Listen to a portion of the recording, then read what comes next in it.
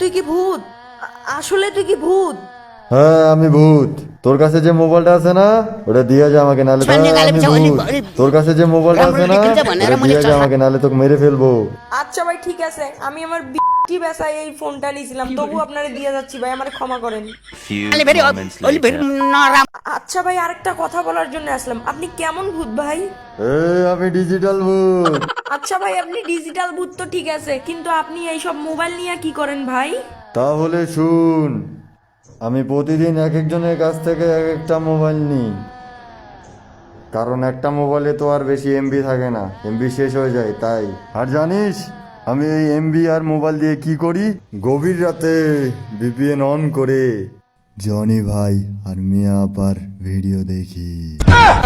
All my friends are toxic, all my ambition is so rude and always